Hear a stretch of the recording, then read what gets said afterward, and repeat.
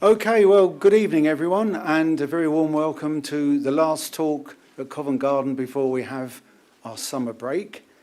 And I'm particularly delighted this evening to welcome a very special guest. We have with us His Excellency Stephen Montefiore, who is Malta's High Commissioner to the UK, who's sitting here in the front, along with his assistant Narissa Sultana. So welcome to them and thank you very much for coming.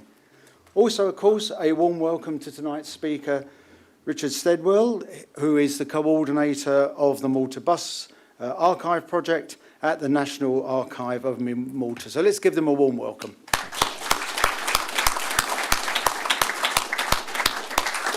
His Excellency has got to leave at 7 o'clock, so what we're going to do is do the talks in two halves. Richard's going to talk first of all about Gozo 100, small break, and then he'll talk about Malta. So good news is we're not going to have any notices at the start except for two. One, of course, is can you please switch all your mobile phones either to silent or off? And secondly, there is no scheduled fire alarm, so if the alarm goes, please make your way exit via the two emergency exits, one at the back there, one here, which are clearly marked, and follow the instructions of the museum staff. We're also lucky in that the High Commissioner has agreed to say a few words to us before we start. So can I invite him to come up? You are live on the microphone. You said a few words, huh? So this gives me great pleasure to be here. Firstly, because I see there's such a nice attendance. It's also a subject close to my heart. I was brought up using these buses, especially the one in the center. It brings a lot of nostalgia. I used to go to school in one of those buses. I used to take my girlfriend home before I had a car there, so the back seat is very comfortable there. And I used to use the number 40 bus. So, I'm really looking forward to this. However, it's my duty to say that if you want to know a lot of these buses, because some of them still go around Malta, you have to visit us. I don't know whether, many of you have been to Malta. Malta offers a lot, not just these buses, but also the places where these buses would take you. So please come and visit us. We'd love to welcome you. We're very warm people, fantastic food, great beer, lovely sun, so welcome. And thank you, we look forward to this. Thank you. Thank you. Right then, so without any further ado, Richard, okay. The floor is yours. Right. Can everybody hear me with the lapel mic? Yes? Good. Right. Excellent. We have technology. Okay. For those of you who don't know me, my name is Richard Stedall. For the last nearly 8 years now, I have lived and worked in Malta. I run the Malta Bus Archive project at the National Archives of Malta. And the first half of the talk tonight is, as it says, Gozo 100. It's the 100th anniversary this year of the first motor buses starting to run on the sister island of Gozo. The second half of this evening's presentation will look at the connection between London buses running on Malta over about the last 94 years. So, quick introduction. For those of you who have never been to Malta, and if you've never been to Malta, why? Main island of Malta, island of Gozo, and they all make up the Republic of Malta. Just a couple of quick sort of stats. As I say, you've got the main islands, you've then got island of Camino in there, small island of Filfala there. Gozo's roughly 1/3 the size of Malta and tends to have a slower pace of life. There's a frequent vehicle ferry from the northwest of the island over to Gozo, and there's now a fast ferry from Valletta along the north coast to Gozo as well. Slightly bigger picture, as it says here, south of Sicily, north of Libya, east of Tunisia, and west of the Greek islands. So really is right in the middle of the Mediterranean. So the subject of, say, the first talk is Gozo. So here down at Emjar is where the various ferries come in. The capital, Victoria, also known as Rabat, is roughly in the centre of the island, and you've then got various villages, often sort of around the periphery.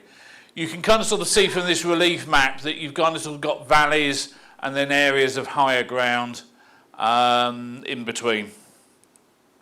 So, before we look at Gozo, just a very quick introduction to buses on Malta altogether.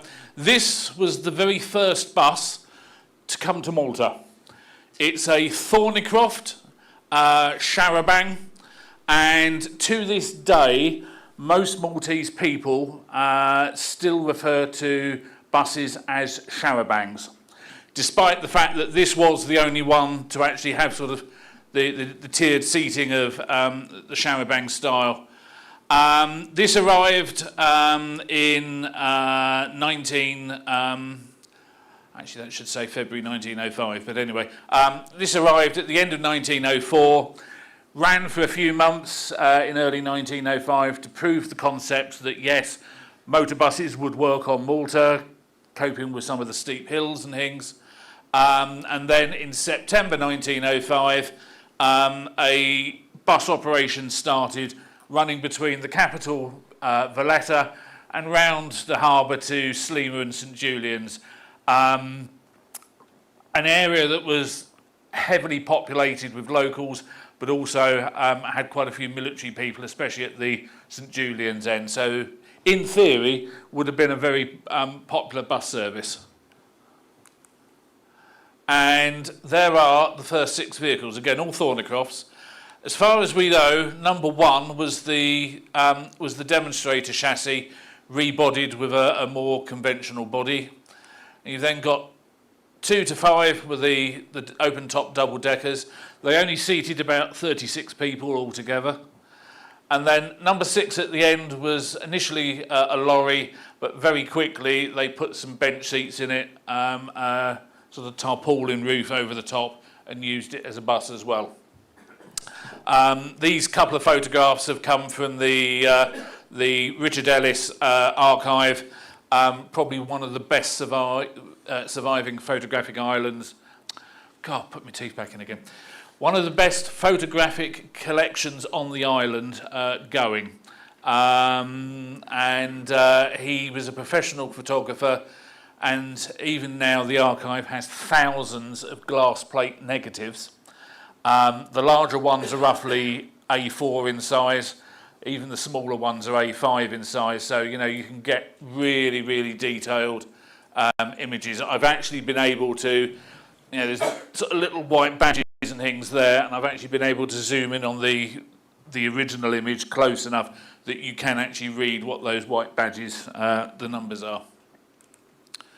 So let's move on to the main part of it, 100 years of buses on Gozo. So let's look at the pioneering years first, 1925 up to sort of around about 1930. This is the very first bus on Gozo. The image has been coloured. We think this is what. We think this is what the colour of the bus would have been, but there's no surviving records and obviously no surviving colour images to confirm that. The photograph was taken in 1925 in one of the squares in the heart of Victoria Rabat. And as you can see, group of boys there, absolutely fascinated with this new wonderful machine. The gentleman here is Tony Borge. He was the regular driver. For the first of the year or so, its owner, Loreto Schwirab, who was a businessman, actually drove the bus himself, but Tony did most of the driving through the latter half of the 20s. This is Loretto himself. He travelled widely as a young man. Possibly he might have been a merchant seaman, but we're not quite sure about that. He went off to America, like a lot of young men from Malta and Gozo, and he ended up working for the Ford Motor Company in Detroit.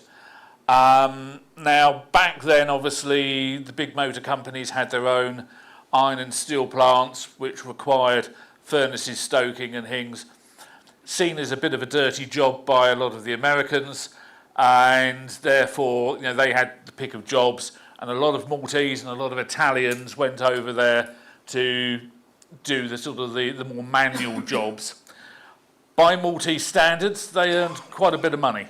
And what you tend to find is he was not the only person who went out there and then came back and bought a bus and set himself up as a bus owner. So by 1924, he'd returned to Gozo, decided that what Gozo really needed to bring it into the modern age was a bus service. Obviously, with contacts still out in America with Ford, he ordered a Ford Model T chassis. That was then bodied by somebody on Malta. Unfortunately, there are virtually no records pre-World War II that tell you who built a lot of these Maltese buses. Taking Malta and Gozo as a whole, there were, during the 1920s, something like about 600 or 700 buses built on relatively small chassis. All would have been bodied in Malta. We know who built which bus for about a dozen of them. The rest, we've got no idea. We know some names, we just don't know which buses they built, and for the vast majority of them, we don't even know the names. So, but as I say, Loretto set up a bus business on Gozo. He later ran a business empire with shops across the island of Gozo. He died in 1968 at the age of 70, actually here in London. He'd come over to Hammersmith Hospital in an attempt to sort of treat the illness he'd got, and unfortunately he died in the hospital and was then repatriated. But that's, as I say, that is Gozo's bus pioneer. So, talked about Tony Borge in that photograph with the children. From 1930 onwards, he went on to own his own bus. He lived in the same village of Arla as the Loretto and the very first bus. He owned 3 different generations of bus 3138. Now, again, just to give you a bit of background, what tended to happen from about 1930 onwards, there was a fixed number of bus licenses. And the only way you could get permission to build a new bus was to replace your old bus. And therefore, the number plate went from one generation of bus to the next, to the next. And that happened all the way through till 1980, when then in the 80s, there were several different sort of series of registration plates used, and then even sort of in 1995, when the current sort of series of BY and CY plates were introduced, again they stayed with the buses all the way through till 2011, when the changes happened and Arriva took over. But here we see Tony. One of the things we have got at the National Archives are a collection of passport applications.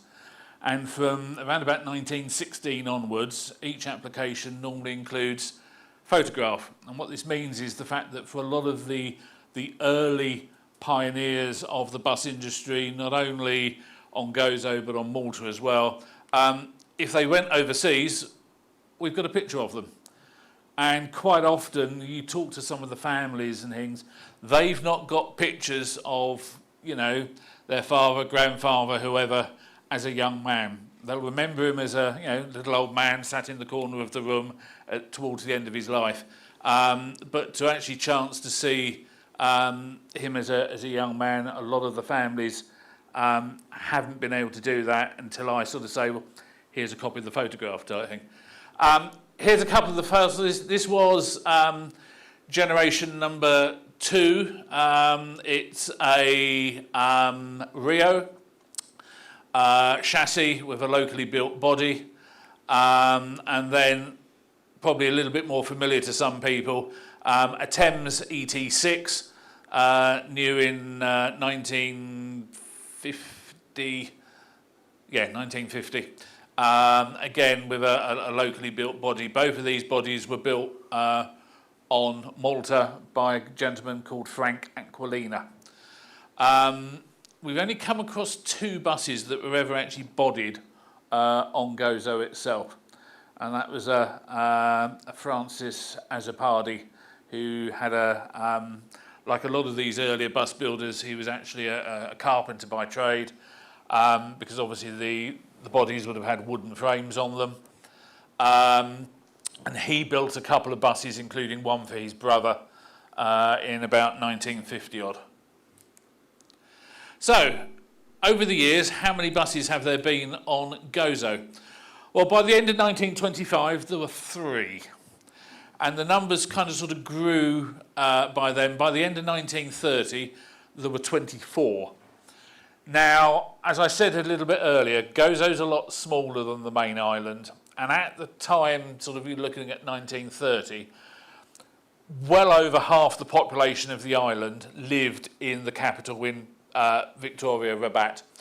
The actual villages had very small populations, and therefore it was deemed that 24 buses, even though each one only seated sort of 12 to 16 people, that was way too many. So what they started doing was reducing the number of licences allocated to the island, often by creating new private hire licences on Malta, and then the licence owner on Gozo could sell his bus onwards. So that by the time the war broke out in 1939, we were down to 13 buses. By 1962, that number had stayed constant until 4 new permits were issued, just to sort of help, especially sort of during summer months, starting to see the very earliest stages of tourism to the island. A lot of those early tourists were Maltese. It still weren't huge numbers of Brits and people from Northern Europe coming. Most British tourists, as it were actually service people on their day off from the Royal Navy, the RAF and that sort of thing, doing a trip over to Gozo. The numbers slowly started to increase. There was another batch of buses were transferred from Malta in 1974 and 75. Throughout the 80s and 90s, again, the numbers slowly increased. And then in 1997, the government decided that every bus owner who had 1 permit could have a second one for free. So that instantly doubled the size of the fleet from 39 to 78. When Arriva took over the local bus services on both islands, the number of sort of traditionally locally owned vehicles dropped back down to about 40 odd, but then on top of that you've got about 18 buses that Arriva had. Quick look at the route network. Thank you to my friend Brendan Fox for doing a couple of his wonderful maps. This shows the bus network as it was prior to July 2011, and this had been fairly static for probably 30, 40 years prior to that. So again, everything, oopsie daisy, everything sort of focused on Victoria. A lot of these routes only operated certain times of the day. The short sort of circular Route 14, which served Santa Lucia and Kerchem, in theory ran 3 times a day. What actually happened was the first trip of the day, fairly early in the morning, that ran. The second trip would be normally mid to late morning for taking shoppers back to the villages, but that would only run if there were actually passengers waiting in the bus station at Victoria for it. Otherwise, the owner kind of went, no point in running the service. And then just outside Victoria, sort of round about in here somewhere, there's a big industrial area. And that's where, in theory, late afternoon, the third journey would run from. But again, if there weren't any passengers there, quite often the bus never ran.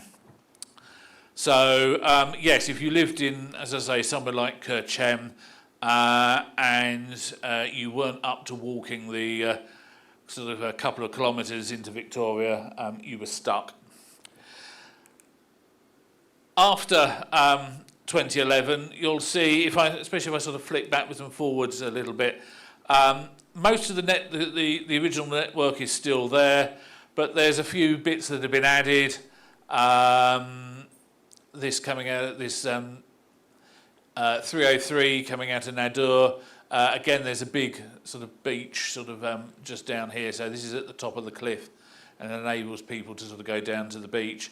Around Ain Selam and down to Emjar, there's far more buses now, and there's a connection now from Sanat and Munshar round to the bay at Schlendi. But on the whole, it's a much better network. Again, Santa Lucia and Kirchem now get buses 7 days a week, hourly, from about 6 in the morning till 9 at night. So as you can see, a real sort of big increase in the number of buses there. So let's take you through a selection of buses. Obviously, I can't, in the time available, show you a photograph of every single bus that we've been able to find pictures of, but this will give you across over sort of a 10-15 minute period an idea from the oldest buses up to the modern day. So, bus 764 was another Ford Model T. This one was new by early 1926. And there's the owner, Angelo Saliba, from the village of Shukia, and members of his family stood around his bus. So there's his father, there's his mother, and as I say, members of the family. A lot of the 1920s buses were really quite small on Gozo. A lot of them seated 10 to 12 people. Whereas on Malta, it was kind of sort of 16 to 20 people the buses were seating. Having said that, by the time we get to the early 1930s, this is a 1933 view of bus 1250 on an American-built Federal chassis. Bodywork, this is one of the ones we do know who built the bodies. Bodies by the Grishti brothers of Slima, and I think that is actually one of the Grishti brothers stood there. But these are the owner and his family. And as you can see, it's a bit bigger. This would have seated 20, 22 people. As it says there, it ran, well, that's the, prior to the Second World War, a lot of spellings of place names, people's names, tended to be the Italian way of spelling them. Obviously, during the Second World War, Italian connections weren't appreciated, and at that point, you then got a much more anglicised spelling of people's names and places. And now, place names and things are very much going to the traditional Maltese way of spelling them and pronouncing them. Another couple of early 1930s photographs. It was quite common whenever a new bus was built for the local priest to come and officially bless the bus at the start of its career. So we have, there's priest and the son of the owner. It's a 1934 view of the second generation of bus 140, and that was built on an English Dodge Brothers chassis. And as far as I can tell, looking at this, this is the sanctuary basilica at Tapinu, which would have only been finished about a year or so earlier. And then in the centre of Victoria Rabat, we have the first Bedford to appear on Gozo. So it's a Bedford WLG, 1932. And again, the members of the clergy and the owner and his children and surrounding people, all there for the official blessing of the bus. I mentioned the Basilica at Tapinu. It's an absolutely glorious building, effectively out in the countryside, but it's seen as the National Basilica for Gozo. If you look carefully, there's a couple of little doorways and things blocked up still, and there's still some building material around. So that dates the photo to about 1932. There are 3 buses there, and there's at least one more sat there. And if you look here, I've kind of sort of zoomed in. So you've got the rounded back, and you can see one there as well, of what were known in the 1920s as Talgalleria buses, for the sort of the rounded shape of the balcony at the back. Very quickly into the early 1930s, the design completely changed, and you ended up with a much squarer back end and a slightly bigger bus.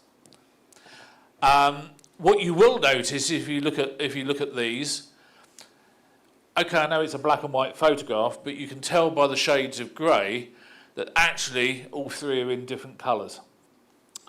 Now, Malta's buses up until 1973, there were different colours for different routes.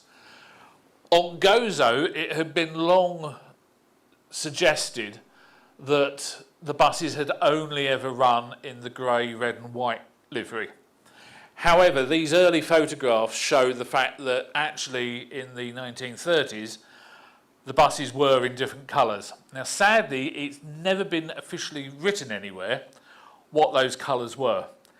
However, what I've been able to do is find a few people in some of the villages who are now late 80s, early 90s, who have got sharp enough memories that when I ask them the question, when you were a child, what colour was your local bus? They're able to tell me. Now, I've had to, with my historian hat on, you don't just take the word of one person because they might have misremembered. So where possible, we've asked at least 3 or 4 people in each village, so that if you end up with 1 saying blue and 3 saying yellow, you can be reasonably confident that yellow was the answer, not blue. Moving on a little bit, sort of 1950s, sort of Bedford OB style fronts. This is where you can kind of sort of misquote Shakespeare, and instead of to be or not to be, it's OB or not OB. In the case of 3065, it was indeed a genuine Bedford OB. 2712 was actually a 1935 white chassis from America that was then rebuilt and rebodied after the Second World War. And as was kind of sort of standard for those sorts of rebuilds, they got things like Bedford grills, Dodge grills, whatever there was laying around really.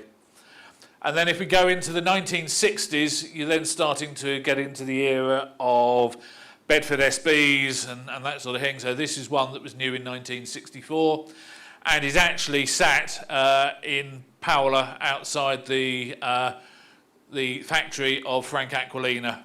That building is still there today. Sadly, Mr. Aquilina is long gone, but just before I left Malta 10 days ago, we had a couple of people in visiting the National Archives, and one of them came up to me and said, "Oh, I know someone who's the granddaughter of Frank Aquilina. Would you like me to put you in contact?" I was sort of going, "Yes, please," because it's a case of I've been able to sort of build up knowledge about a number of the bus builders by talking to family members. But Frank Aquilina, who built over 50 years, probably something like about 300 bus bodies, nothing. I've not even got a photograph of the gentleman at the moment. So hopefully over the next couple of weeks, I will be able to meet up with this family member, and we'll be able to put together a small sort of what I refer to as a mini biography of his life. Moving on a bit, and now we come into colour. These were two of the 4 Bedford SBs that arrived in 1962 as the extra buses. What was different about those was they weren't owned by one person. They were owned by the Operators Association as a whole. So that there was no argument about, sort of somebody having a second bus and things. So another Bedford SB here with a later sort of late 60s, early 70s body on it. Now, like a lot of Bedford SB chassis in Malta, it started its life with the British military. In this case, the Army, and a number were also with the Navy and the RAF. And after about 10, 12 years of service, they were struck off by the military. At the time, the Maltese authorities had a rule in place that said you could not import or reuse an already bodied bus to try and help protect the local bodybuilding industry. So all the military SBs and things would have had their original bodies taken off, dismantled, and a new body put on. Couple of other buses. This was always one of the smartest ones. Built on an International K chassis, so again an American-built chassis. It would have been a normal control truck during the Second World War. I think it was a Bowser, fuel Bowser. The chassis was then extended after the war, bodied as a bus. In the 60s, it was then rebuilt to forward control, and then in the 70s, it moved over to Gozo as one of the sort of 10 or so buses that went over to help bolster the fleet. It still exists, although it was withdrawn in late 2014. It's in a garage on the main island in a village called Nashar. And the owner hopes one day to be able to get it back out on the road. From the 80s onwards, you started getting a lot of vehicles coming in from the UK. By then, the rule about not having pre-bodied vehicles had been relaxed. So you had a lot of buses coming in, including obviously the ex-London Swifts, but there were a lot of these sort of 10-metre midlife coaches, primarily Bedfords, either Duple or Plaxton bodywork. Then moving on, again, it's a case of coaches continued to come in to replace the fleet. This is actually the same vehicle. This is the livery it was in originally, overall grey. There is actually a hint of a white roof there, but unless you're actually looking down from above, you wouldn't see it with the sort of traditional red band. From around about the mid-2000s, the rules started to be relaxed regarding the fact that all the vehicles had to be in grey, red and white, and operators and owners could then start to use their own colours. And in this particular case, it went to a sort of a darker, more metallic silver, and with the owner Godnick Garage.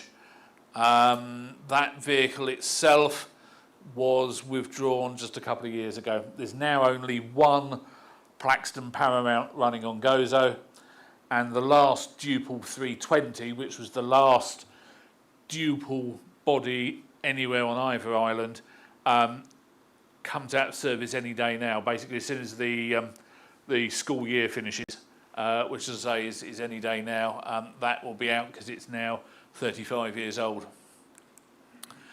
In 1997, to help bolster the fleet, remember I said the fact that the number of buses doubled. There were some demonstrators on Malta which hadn't found any new owners, so they all came over to Gozo. So 002 is a MAN with a German Dortella body. 003 an Iveco with a Italian built body on it. 005 was a what I would tend to refer to as a third world Mercedes-Benz. I can't remember if it was actually built in Germany or Brazil, but it's one of these, you know, kind of sort of models that's got the OH number and tends to often find its way to sort of places like South America, Asia, Africa, that sort of thing. 006 was an ERF chassis with a version of the Marshall body. This is the same sort of Marshall body that went on a number of the Dennis Darts here in the UK, except it's much taller, as you can see, because the ERF chassis was based on a truck chassis they were building at the time, so it's quite high floor. Number 64 was a Danish Javelin with duple Metsec body. Out of all of the former demonstrators, this is the only one that sadly no longer exists. It was scrapped a few years ago. And just to sort of show one of the unique coaches that was on the island, it's a TAZ Dubrava, had started in the UK and went out again around about 1997. There's the last remaining Duple 320 I mentioned. That photograph was only taken late last year, so as you can see, it was still in pretty good condition. What there are also running on Gozo are a number of these locally built coaches. So Scarniff are an engineering company based not too far away from the airport, a village called Lua, and they built a number of chassis in the late 1990s and then built the bodies on them, and they did about 10 of them, I think, altogether, roughly, and all of them are now on Gozo, bar one, which was on Gozo, is now doing schools work on Malta. Open toppers came to Gozo around about sort of 2009, 2010. Initially, Gozo Sightseeing was the operator. They started with a couple of ex-Thamesdown Leyland fleet lines that had been on use on Malta. They then brought in an ex-London Titan, an ex-London Metro bus, and then started getting a bit more sort of exotic. They've got 3 of these King Long double-deckers built in China. They've got a number of similar East Lancs and Optare double-deckers, mostly on Scania chassis. This one, 003, was actually a demonstrator prototype with Optare when they were developing their own chassis and bus. It was originally closed top, but when Optare sold it off, the owner in Gozo bought it, had it converted to open top, and today it can be found running around the island. And as I say, these days most of the fleet is Scanias, mostly with East Lancs or Optare bodies. Some of them are ex-London, some of them are ex-Reading, and they've also got a couple of Scanias with Scania's own bodywork on them. City Sightseeing also operate on Gozo. Again, they had for a while an ex-London Metro bus, but they've got 4 of these King Long double-deckers. A unique Unvi-bodied Volvo with a sliding roof, During the winter, the roof is deployed to keep the rain off. During the summer, the roof is deployed to keep the extreme heat of the sun off of the top deck people. They've also got a couple of second-hand Alexander Dennis E400s, this one having come from Go Coach in South East London. Coach-wise, the fleet has continued to be modernised. Irizar coaches are extremely popular. That's a second-hand PB, and this one's an I6 integral. So, 2011, all the local buses on both islands transferred to Arriva. How can I put this diplomatically? It wasn't a success, and I don't blame Arriva, I don't blame the government of the time. Things on both sides could have been done better in hindsight, but as they say, hindsight's a wonderful thing. So Arriva in the end ran for 3 years on Malta and Gozo. Initially, there weren't enough of the new bus fleet that they bought, primarily King Longs, available. So at the last minute, they leased in from several of Arriva's UK operators some of these right-bodied VDLs and some Optare Solo SRs. And these were actually taken on day one on the 3rd of July in the newly refurbished bus station in Victoria. As I say, there were King Longs, mostly short 9-metre ones. And here you can see one overtaking a 1970s Dodge Q truck. Can tell it must have been when it was fairly new, because quite quickly, to try and save fuel, they had the fuel pumps wound down, and after that they wouldn't pull skin off of custard. But there were then a couple of longer King Longs. This is down at the ferry port at Emjar for running the quite busy route up into the capital. They tried running a couple of these ex-London bendy buses. They weren't a success on the island. They were a little bit high maintenance, and they couldn't really afford to keep sending them back over to Malta to have major work done to them. So in the end, they gave up and just bought in a couple more 12-metre King Longs. In 2015, after a year of the government running the buses, a Spanish consortium headed up by the Cosman family. Now, they're the same Cosman family that are involved with National Express, but I can confirm the fact that the Malta operation has nothing to do with the National Express side of the Cosman's empire. This is sort of separate. They went for a green and white livery, and that's one of the 12-metre King Longs repainted. But most of the fleet these days are these 9-metre Otokar Vectios. Otokar is a Turkish bus company. And you can see here these two, again in the bus station, with the Citadel, walled Citadel in view above. For the busy route down to the ferry, there are now these longer Otokar Kents, which are 12 metres long. And there are some electric buses.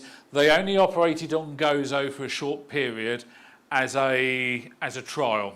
Most of them are now back on Malta. But there are this small fleet of photons, which you'll notice they've not got, whereas these all have plates beginning with BUS on them. These buses are actually owned by the Gozo Ministry. So they've got GVN for government plates on them.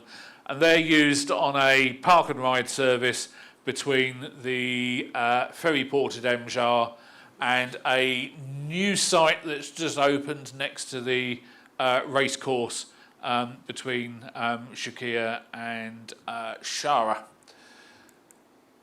And that's it for the first part. Has anybody got any questions? If you think of any questions, you can always ask them at the end of the second part. But literally as the clock ticks over onto 7 o'clock, that's it for the first part. So.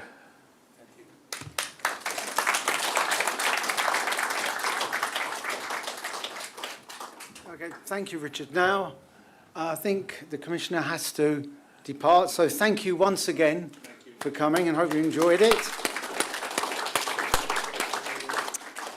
Shall I, if everyone's happy, do you want a 5-minute break and then we'll have part 2, or do you want to crash, perhaps not the best term, straight on? What would people like to do? If anybody wants toilets and things. You'd like to carry on? Hang on, I think we have perhaps a couple of minute break, and then we will carry on. So what we now need to do is bear with.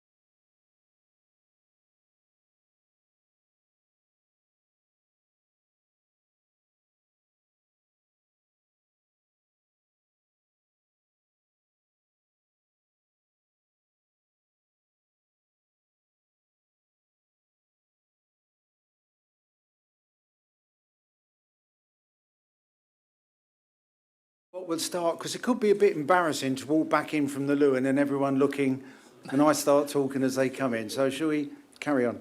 Okay, well, as I promised at the start, and I'm sure you've been looking forward to it, we do have some trailers for what's coming up. Our next talk will be on Thursday, the 3rd of July at 2 o'clock in the Holden Room at Acton Depot. And we're lucky that Paul Naylor, who some of you may know, he worked for London Underground for many years.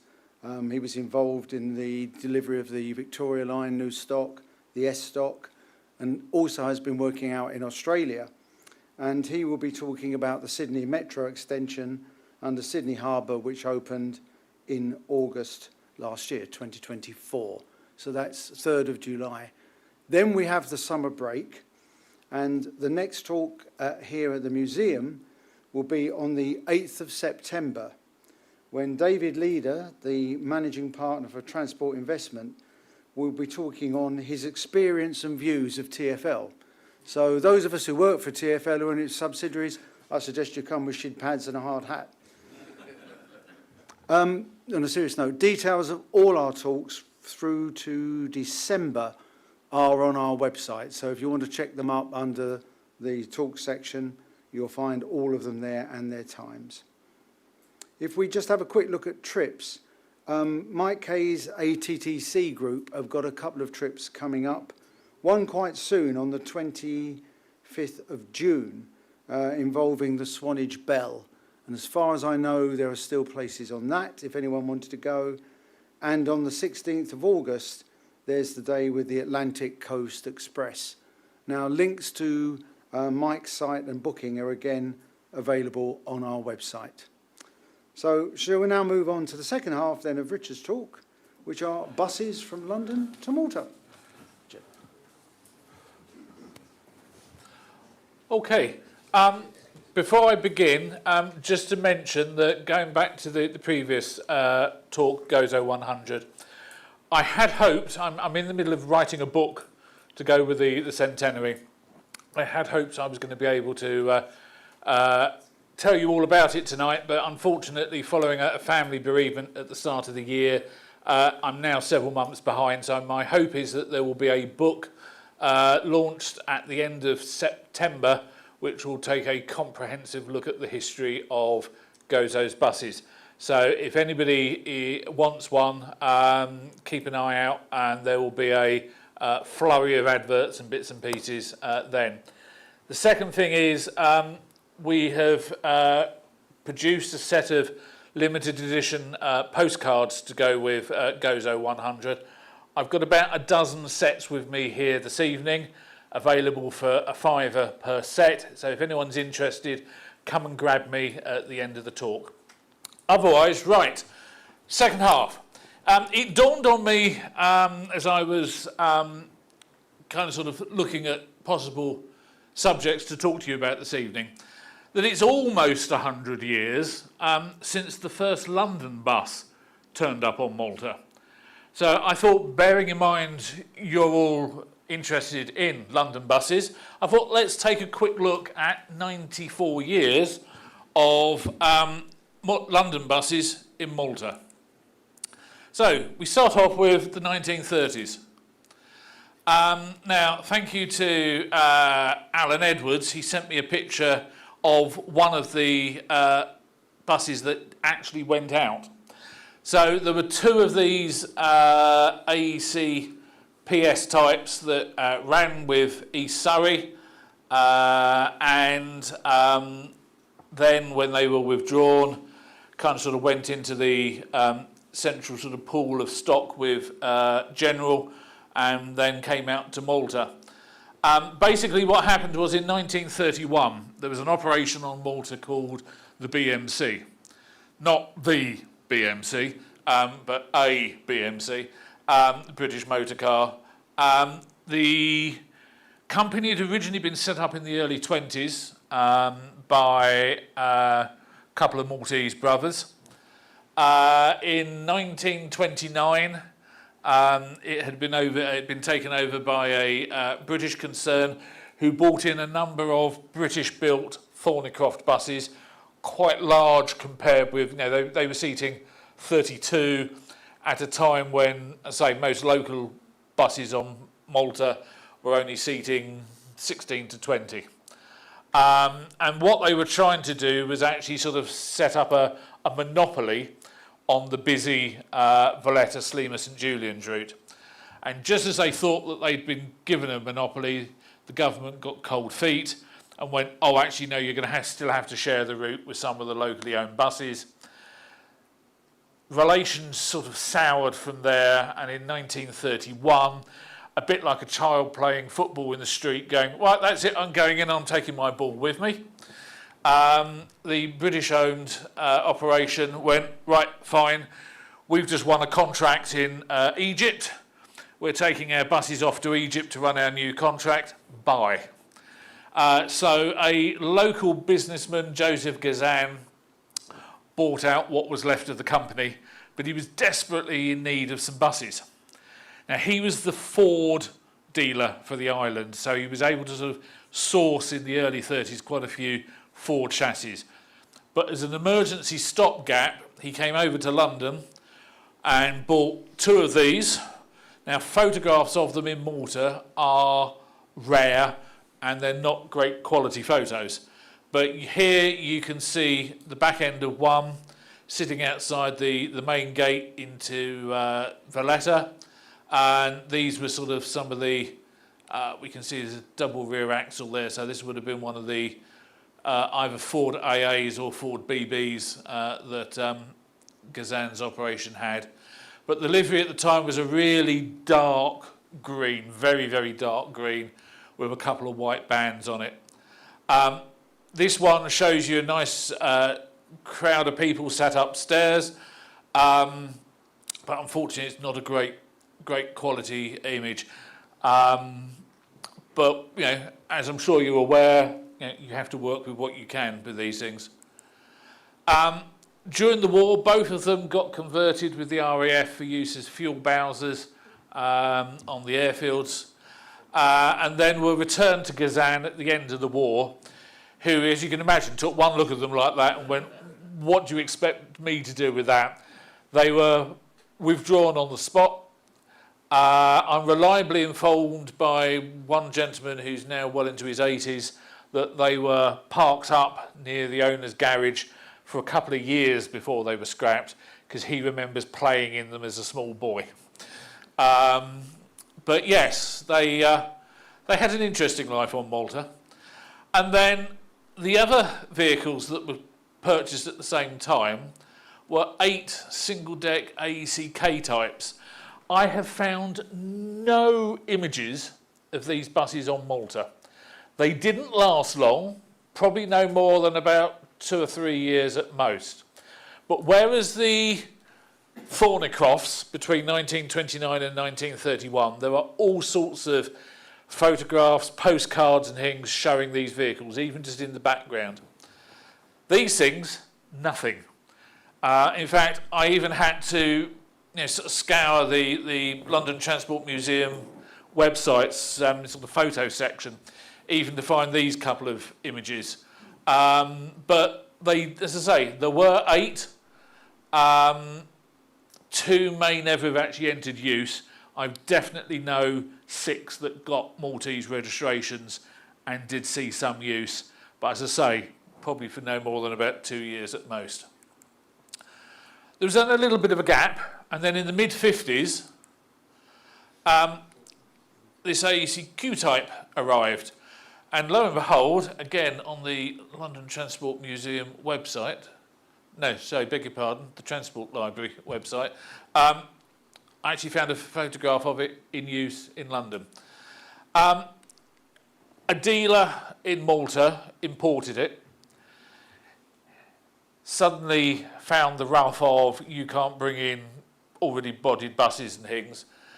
He was allowed that one as a one-off. He actually wanted to bring in, he'd actually got orders for at least another 10.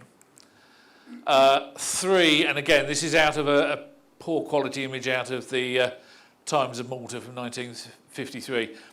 3 actually got as far as the dockside at Valletta, but were refused permission to enter the country. And they eventually went off to Libya to work for some of the oil companies. And the remainder that the dealer had bought in the UK went straight to Libya. They never made it to Malta. The one that did make it, I've put everything to sleep, there we go, did stay, and in fact got a Bedford SB grille fitted to it in later years. The red and white livery was for the route to Birkirkara, often shortened to just Bukhara. That's the later Sleemer livery, 2-tone green, and then the lighter green there was for the route round to the Three Cities and Cospicua. So this dealer, having given up on trying to get AECQs into the island, bought some TF class Leyland chassis from London Transport. And again, I've actually managed to find a photograph of one of them actually in use in London on a Green Line service. That particular bus became that out in Malta. So with a almost sort of coach-like body built on it in the 50s. By 1985, the front had been rebuilt a little bit. And then to finish its life, it actually went over onto Malta and ran for a couple of years in the yellow, orange and white livery. So that was TF83. TF23 had a very similar body to that and ran as a private hire coach. And then the third one, we've never been able to actually identify which member of the TF class the chassis was. Initially, it ran looking like this, totally unique looking body. It's actually believed that some of the lower panels and sort of the front mud guards and things are were retained from the original body. Because again, if you also look at where the headlights are, it's they're in the same place. So it looks as though just that little sort of bottom bit of the body was kept. At the time when it was running like that, it kept its underfloor engine. The other two had their engines moved to the front and manual crash gearboxes fitted. This kept its underfloor engine, it kept its pre-selector gearbox, but after about 5 or 6 years, it was stored, sold on to a new owner who had the bodywork completely rebuilt again, and had a much more sort of traditional front with a Bedford SB grille on the front of it. And again, the engine was then moved to the front and a crash gearbox fitted. All three ran through till the 1980s. So then we move on to probably what's best known for your point of view, the AEC Swift era from the 1980s through to 2011. Initially, most of them ran in the Len sort of universal green and white livery, and most sort of retained their sort of London look. Slowly but surely, you know, extra little bits of radiator and things were fitted. They were all converted, all the route bus ones in green were converted to single door if they weren't already single door. But then what tended to happen was the owners found that the underfloor engine location, the rear engine location wasn't great, so they started moving them to underfloor engine to try and improve the ventilation a bit. That often therefore involved rebuilding the floor line inside the bus to a higher position. You then started getting things like ergomatic fronts off of AEC and Leyland trucks being fitted to them, and even some slightly more extreme rebuilds to the front. You'll notice most of them they've kept the London windows and bits and pieces, and these ones even the split doors. But this one had sort of some Plaxton Paramount front parts fitted to it, and this one basically had a duple dominant top half front, and then a Plaxton Paramount bottom half front. Typical Maltese way of doing things. It's whatever spare parts they could get hold of or were in fashion at the time. Some stayed in government ownership, and mostly those ones were with the education department.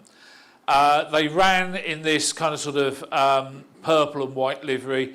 Eventually the colour changed a bit and it was more towards a sort of a mid blue, but the condition of these, they stayed basically original. So dual door, the original gearboxes retained their AEC engines. The interiors in a lot, well, one or two of them which never actually in the end saw service, still had London Transport adverts inside them. One of them even had the automatic fare collecting machine and things still inside it and things. So yeah, the education department ones kind of sort of really did stay original. One became a mobile library for a while and then joined the education department fleet, retaining the rather sort of garish livery it carried as a mobile library. One actually saw use with the Maltese military, and when it was withdrawn, technically it was meant to have gone for scrap. But again, you know, there were ways round these things, and it was actually completely refurbished and became the new 301 in the route bus series. And this was again fairly original. It retained its original gearbox, albeit converted to semi-automatic rather than automatic, and it retained its AEC engine. Engines that went into the Swifts were numerous. Virtually every kind of Leyland 400 series engine, at least one got fitted. a Leyland 510 engine out of a Leyland National. I was probably around about mid-90s when I was on holiday in Malta. I heard what I thought was a Leyland National approaching from behind, and I was quite excited because I thought, didn't know there were any over here. And this AC Swift went past, and I went for a ride on it later, and manual crash gearbox with a Leyland 510 engine. Different. I believe even one had a Bedford diesel engine fitted for a short period, just to be different. So there were some police buses that Malta Police ran which had London connections. They were previously school buses with some of the London boroughs, primarily Croydon, but this one was actually Tower Hamlets. They mostly ran in this sort of dark blue and white livery, but one towards the end of its life, it became white with just the dark blue band on it. Sadly, they are now all out of use. The final two are waiting scrapping. A local preservationist actually wanted to buy one for preservation, but at some point, some kind soul had gone along and very crudely ripped out the engines and gearboxes and things, which was interesting, bearing in mind they were supposedly in a secure police compound. But anyway, so sadly they were sort of deemed beyond preservation. Then we come to the articulated buses of Arriva. Again, here's one on day one on Gozo. Very tight turn to come out of the ferry terminal there. Most of them were refurbished and painted into Arriva livery. But Arriva at one point was so desperate for buses, they shipped a batch out that were not refurbished and not upgraded, and they ran in white with the intention that they were going to get refurbished at some point. Unfortunately, there were 3 vehicle fires within 2 weeks. Now, depending on who you talk to, that was either due to bad maintenance, arson, or just sheer bad luck. But anyway, there had been a change of government. The new transport minister, a bit like when Boris took over here, kind of went, aha, these bendy buses are no good, take them off the road. And overnight, the entire fleet of about 70 were taken off the road. Now, you can imagine if you're taking 70 buses out of a fleet of about then 300, you're a bit short of buses. So then for at least 6 to 9 months until some more buses came in, you had coaches and eventually second-hand low-floor buses from the private sector helping out on some of the lesser used routes and things. Here we can see them once they were withdrawn in what's known as the ditch at Floriana, and then in a local scrapyard. And what they did was they split them in half, stripped out all the usable bits that they wanted, and then took them across the island on the back of a trailer to the main scrapyard that company owned to be finally crushed. Open toppers. People tend to forget about the open top double deckers, but there have been a number in the last 20 odd years that have got very strong London connections. So we'll start off with we'll start off with the oldest one, the RT. This, as you can see from the advertising, had been on Guernsey. Its owner on Malta bought it from a dealer in Swindon, and he thought, great, old bus, already open top, fantastic, I'll buy it and I'll start to run open top tours with it. He bought it, got it into the country, started stripping it down to actually rebuild the framework and get it ready for use, and the government went, oh no, you can't use that. So it's sat for the last 20 odd years, semi-undercover. A couple of weeks ago when I was running an enthusiast event out on Malta. A couple of people who were on that trip, we actually took them to see the bus in its current storage location. They are looking at the option to buy it and bring it back to the UK. Whether they do or not, I think the bus itself is affordable for them. It's the shipping costs that are an absolute nightmare at the moment, especially for something deemed to be oversized by the shipping. If it was a single deck bus, it would probably be half the cost to ship it back. But because it's a double decker, they charge all sorts of extra money. There's then this new to Northern General RMF. It came, as you can see, from the big bus company and ran initially in their livery. Its owner then ran a competition amongst locals and enthusiasts to go, tell me what livery I should paint my bus in.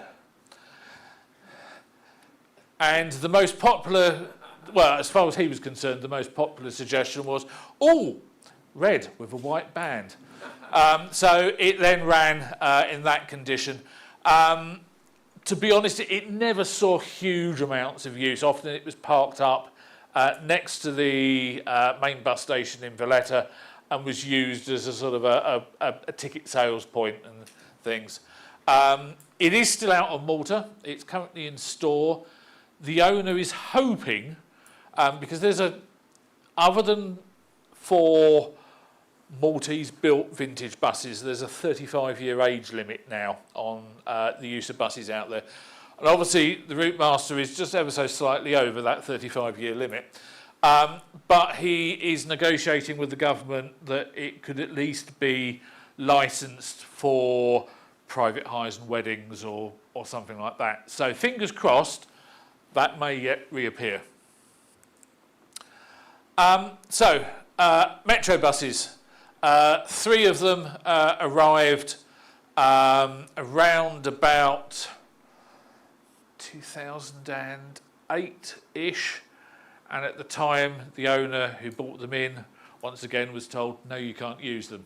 There have been, since the mid-90s when the first of those Leyland fleet lines arrived and things, there's been a constant battle between operators and the government about the use of open toppers. These days, I think the government's kind of sort of given up and sort of said, yes, as long as they meet these criteria, you can use open toppers. But these actually sat in store for at least 7 or 8 years before they entered use. And in the end, none of them with the owner who actually originally imported them. So we've got the red and white one is Malta Sightseeing, and that's their South Tour livery. The North Tour livery is blue and white. And then the associated Gozo Sightseeing had one in the green and white livery. And then City Sightseeing on Gozo had the third. And you can see the London fleet numbers there. Leyland Titans, again, most came from the big bus company. And some of them actually saw short-term use in the maroon and cream before they were refurbished and put into the either blue and white or red and white livery. Now, again, just to sort of confuse things and make my life as a transport historian on Malta interesting, this one you can see there is COY 009. I shall show you in a moment a picture of a green one with COY 009 on it. Technically and officially it's the same bus, but it's not, because that one then became that one. A couple of them never were refurbished when they went out to Malta, so they were quickly stripped for spares after a couple of years and then scrapped. But yes, there's the second COY 009. Yeah, that's not the same bus. That's 336, and you've then got 1056 there as well, which again, say, the condition it ran in initially, and then once they'd been refurbished, they all had, I think from their time with Big Bus Company, Cummins engines fitted, new automatic gearboxes fitted, but there was one that came in from, I think it was Rennies of Dunfermline. And that retained its Gardner engine and its Leyland automatic gearbox. That was another one of the ones that didn't really enter service on his Gov, but did. There have been also some other buses. So we've got a Volvo B7 with Plaxton President bodywork here that came from London Sovereign, and from the Metro bus fleet there are a couple of these Scania-bodied Scanias knocking around as well. One on Malta in red and white, and one on Gozo in green and white. Otherwise, there's been a number of these Scanias with either East Lancs or Optare bodies on them. The ones that have got a London connection are mostly from London General, although a couple of them also came from Metro Bus, which I know technically is part of London General. But there's also now a couple of ex-London E400s with a couple of the operators out there as well. And that's it. That takes you up to... Now, I could have included, you know, there are some coaches that have been out there and are still out there that have got London connections, in as much that they were either new or last operated by operators within the M25.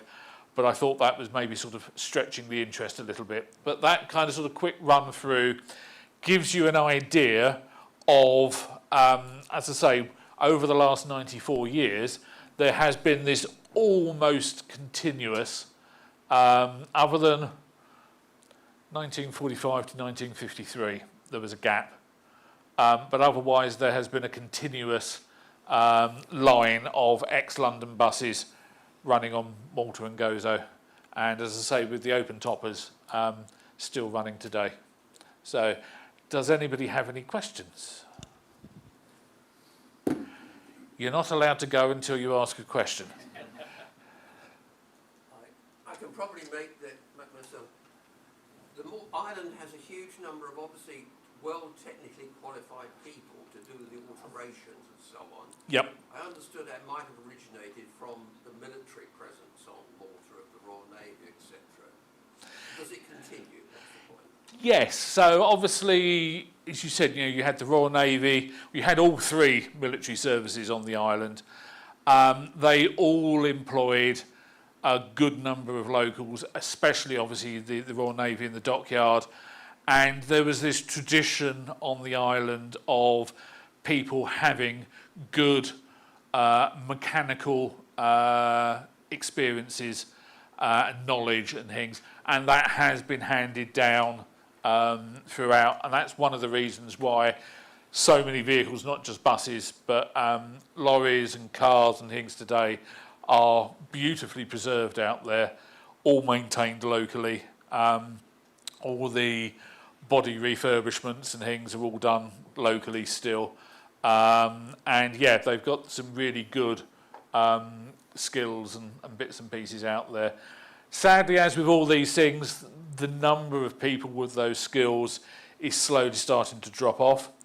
A good example, a lot of the traditional buses and trucks had what's known in Maltese as Berthil pinstriping and lettering and things.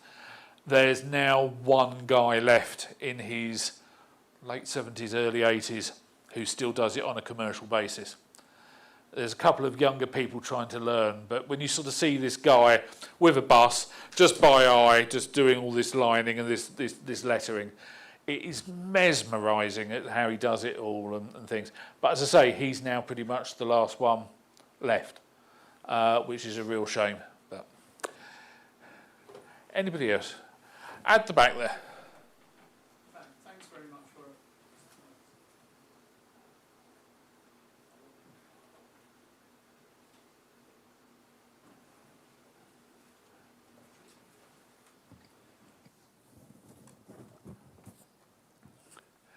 I'm having a small technical issue with the microphone. See if that one works. Thank you. Thanks very much for a fascinating talk. You discussed briefly some of the issues about importing British buses into Malta. Yep. Can you say a bit about the difficulties now of getting Maltese buses across here? Because I know there are a very small number that have come to the UK for preservation. Yeah. But I gather there are massive practical issues in doing that. The biggest practical issue is just the sheer cost of shipping them over. You've got, if it's a newer vehicle, the option is you take it on a vehicle ferry either into southern Italy, or there's one that even goes all the way up to northern Italy, and then you drive it across Europe and through the Channel Tunnel and bits and pieces. But obviously most vehicles are not in that state, so they've got to be shipped the whole way, either on the back of a lorry, or you physically drive them onto a ship and that then docks somewhere like Southampton. Now, in the last 10-15 years, the number of direct sailings between Malta and the UK for shipping purposes has dwindled to very few. So therefore, mostly it's putting stuff on the back of a lorry or having it towed, which, as I was saying, if it's a standard, say, single-deck bus, classic Maltese bus, they will fit just about on a standard lorry trailer, and therefore, I don't know, it's something like about €5,000 or something to get it shipped back, which, bearing in mind the scrap purchase value of the bus is probably only about €4,000 or €5,000. For a double-decker, I understand the RT could cost 10 grand or more to ship back. When you bear in mind that to purchase it, if these people get it, it's probably going to be less than half of that. You've then got restoration costs on top of it. Yeah, you know, 5 to 10 grand to ship a bus back, often that's the thing that kills the deal. There's a lot of people that would ideally like to bring stuff back to the UK, but as I say, they just don't have the money to do that, sadly. So it's not so much a question of export licences then? No, there's no export licences. What there is now post-Brexit is there's VAT to pay on purchase price, which they would never have had to have paid in EU days. But otherwise, no, there aren't any export licences that need to be granted that are difficult to come by. If you've got pockets deep enough to be able to afford to physically remove the bus from the island, it's yours. So. Thank you, Richard. Again, two very succinct and clear presentations. In the course of both, you mentioned there were some vehicles tucked away at the moment, possibly awaiting re-entry into some sort of service. Yep. Could you just say a little bit more about, I mean, is there a heritage bus operation on Okay, Malta? so... And is there a museum? That's the other question. Museum, no. I have tried, in the 8 years I have been out there, I have spoken to people within the government, and they've gone, oh, yeah, fantastic idea, but really the private sector should be paying for that. You talk to wealthy people in the private sector who have got an interest in transport, and they go, oh, yeah, fantastic idea, but really the government should be paying for that. So everybody agrees it's a fantastic idea, but nobody wants to pay for it. And it's then also trying to find a suitable plot of land for a museum and that sort of thing. So that's the bad news. The good news is that there are now a growing number of restored classic Malta buses in use on the island, primarily for hires, corporate events, weddings, that sort of thing.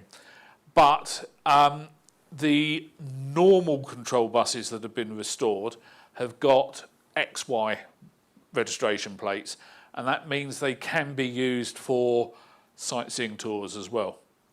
And there are a couple of operations at the moment who have got a couple of buses each that are doing various tours certain days of the week. But let's say licensed restored buses, both normal control and forward control, you're looking at about 20, 25 at the moment. Restored but not licensed for whatever reason at the moment, you're probably looking at maybe another 6 to 10. tucked away in garages as they were basically when they were taken off the road in 2011, there's probably about 40 or 50 tucked away. Some of them, they're never going to get restored, but some of them, hopefully they will.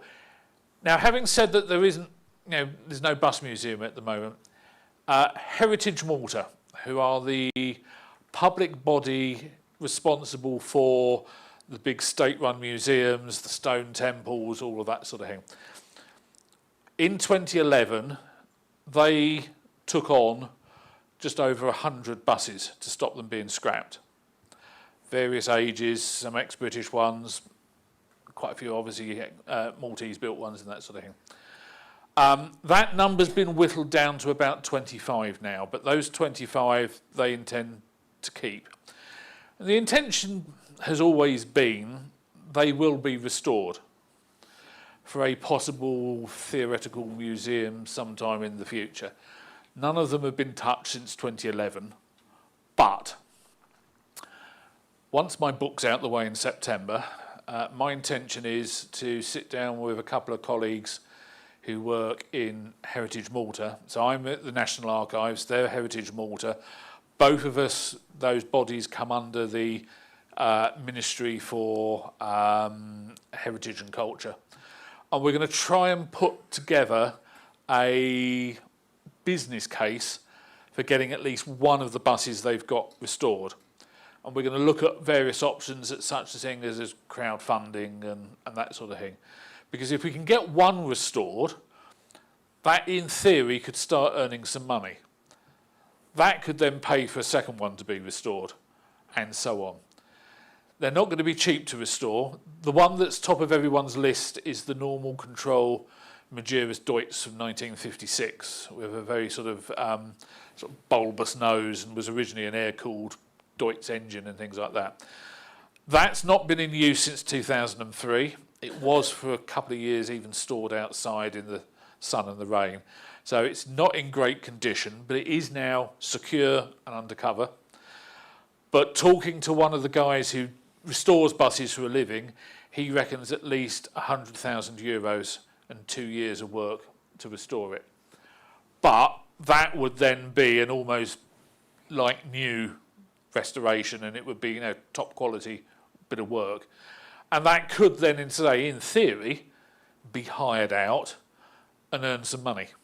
So, never say never with the idea of the museum and things. But you can certainly see stuff now. A small handful, as I say, doing tourist work. The rest, you just have to be in the right place at the right time. Occasionally, if you're in sort of one of the big hotels in Sliema or St Julian's in the evening, you'll suddenly see a dozen of them turn up because there's some big corporate hire and they're taking all these people off for some event in Valletta for the evening. And that's always impressive to see because they've all been being restored into the different route colours that they used to be in and things.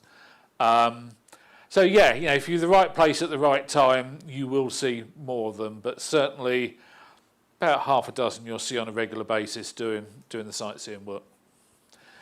Anybody else? What I will say is, if you've never been to Malta before, like the High Commissioner was saying, please come and visit. If you want information on either the current bus scene or the historic bus scene, by all means get in touch with me. I'm more than happy to give you advice. I'm more than happy to put you in contact with some of the bus owners and things out there if there are specific vehicles you want to go and see. Otherwise, as I say, the Gozo 100 book will be launched at the end of September. I'm hoping, despite the fact it's going to be something like about 550 pages in hardback, I'm hoping the cover price will be as low as about £30 plus postage, rather than the prices that some hardback books need to be these days. So keep an eye out for those. And as I say, I've got about a dozen sets of the Gozo 100 postcards. There's 6 different cards in each set available for fiver. So if anyone wants one, come and grab one. First come, first served. But otherwise, thank you very much for inviting me to come along, and it's been a pleasure. Thank you very much, Richard. And safe journey back. Thank you. Right, that wraps things up. Thank you very much for coming, and see you either at Acton in July or here in September. Thank you.